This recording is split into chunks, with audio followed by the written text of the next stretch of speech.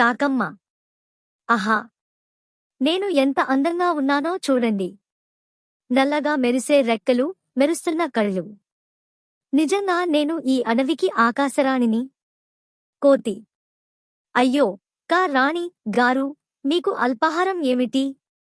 రాణిలా ఏదైనా ప్రత్యేకంగా తింటారా? ఇంతలో నక్క పొదలో నుంచి వస్తుంది. నక్క తనలో. అయ్యో! 3 రోజులుగా పూటకో ముద్ద దొరకలేదు.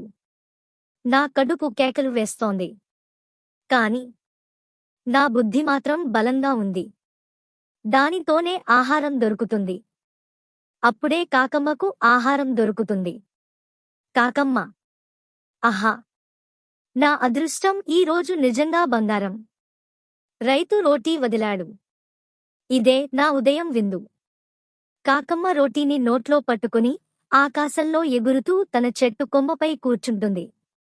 అది చూసి నక్క, ఇదే నా అవకాశం.